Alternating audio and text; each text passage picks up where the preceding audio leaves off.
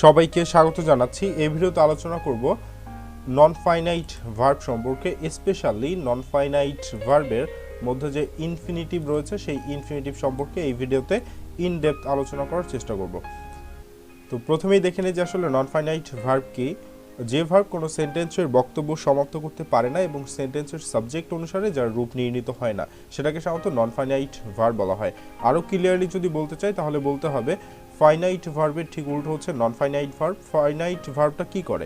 এটা হচ্ছে সাধারণত অ্যাকর্ডিং টু সাবজেক্ট এর রূপটা কিন্তু পরিবর্তন হয়, রাইট। কিন্তু নন ফাইনাইট ভার্বে কি হবে? অ্যাকর্ডিং টু সাবজেক্ট এর রূপের পরিবর্তনটা হবে না। অর্থাৎ ধরলাম সাবজেক্টটা হচ্ছে সিঙ্গুলার, তাহলে ভার্বটা কি হয়? সিঙ্গুলার হয়। তো ভার্বটা যেই সিঙ্গুলার হচ্ছে সেটা কিন্তু ফাইনাইট ভার্বের পরিবর্তনটা হয়। তো নন ফাইনাইট ভার্বের অ্যাকর্ডিং টু সাবজেক্ট কিন্তু এভাবে পরিবর্তনটা হয় না।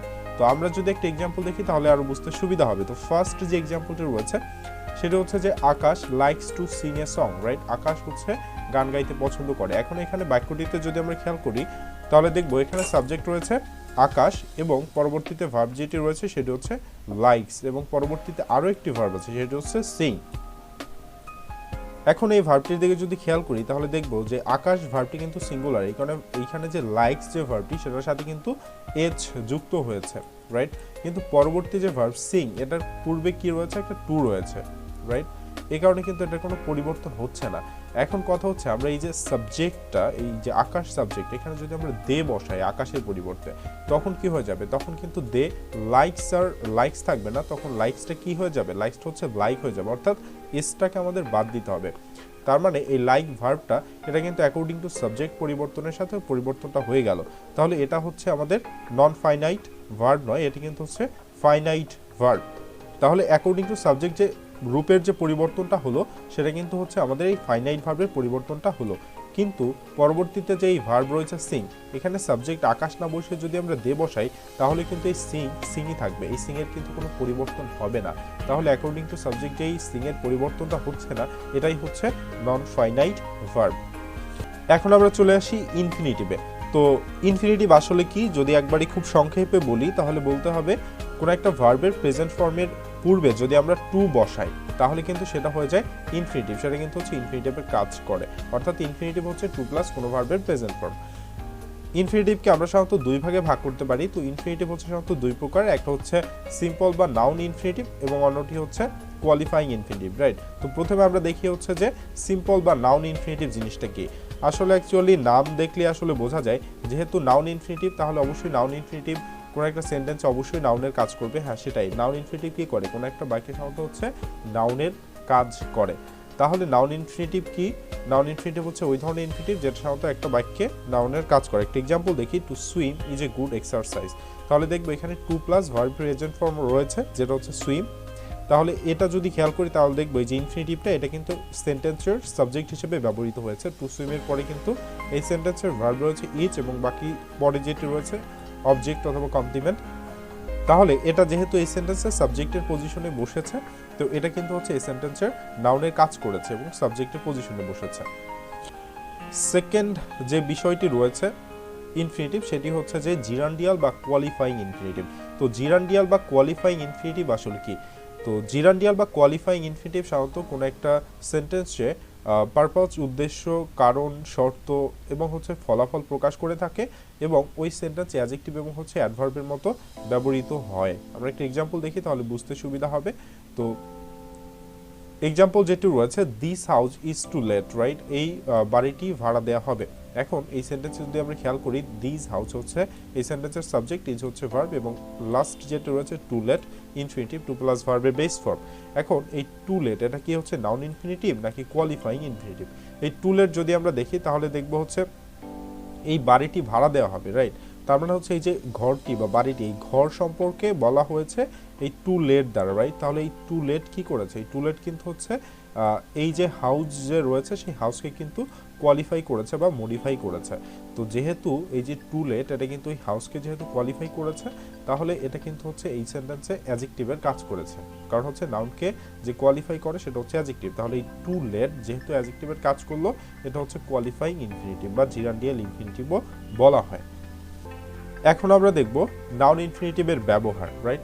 তো নাউন ইনফিনিটিভ যেহেতু একটা বাক্যে নাউনের কাজ করে, তাহলে নাউন ইনফিনিটিভটা সাধারণত একটা সেন্টেন্সে কোথায় ব্যবহৃত হবে? সাধারণত নাউন একটা সেন্টেন্সে যে সকল জায়গায় ব্যবহৃত হয় সেই সকল জায়গায় হচ্ছে নাউন ইনফিনিটিভ ব্যবহার করা যাবে। যেমন সাবজেক্ট অফ এ ভার্ব, কোনো একটা সেন্টেন্সের সাবজেক্ট হিসেবে আমরা নাউন ইনফিনিটিভ ব্যবহার করতে পারি। যেমন ধরি হচ্ছে টু এর ইজ হিউম্যান, মানুষ প্রায় ভুল করে, তাহলে এই যে টু এর এই যে ইনফিনিটিভ, রাইট, টু প্লাস ভার্বের বেস ফর্ম, এটা কিন্তু সাবজেক্ট পজিশনে বসেছে, রাইট, এবং নাউনের কাজ করেছে। অবজেক্ট অফ এ ভার্ব, কোনো একটা ভার্বের অবজেক্ট হিসেবেও কিন্তু আমরা নাউন ইনফিনিটিভ ব্যবহার করতে পারি। He likes to play cricket, এখানে যে টু প্লে এই যে ইনফিনিটিভটি টু প্লাস ভার্বের বেস ফর্ম, এটা কিন্তু এই যে লাইক ভার্ব রয়েছে এটার কিন্তু অবজেক্ট হিসেবে ব্যবহৃত হয়েছে।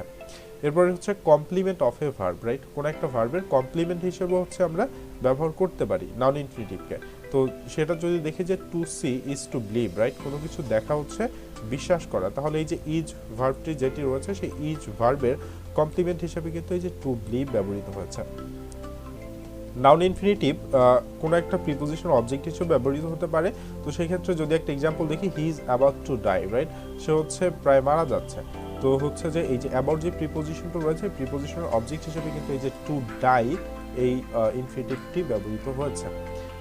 আর যেটি রয়েছে যে অবজেক্টিভ কমপ্লিমেন্ট, তো এটা হচ্ছে একটু ক্রিটিক্যাল টার্ম। অবজেক্টিভ কমপ্লিমেন্ট আসলে কি? তো অবজেক্টিভ কমপ্লিমেন্ট হচ্ছে কোনো অবজেক্ট, রাইট, কোনো একটা অবজেক্ট সেটা যখন কোনো ডিরেক্ট অবজেক্টকে মডিফাই করে তখন বা কোয়ালিফাই করে সেটাকে সাধারণত অবজেক্টিভ কমপ্লিমেন্ট বলা হয়।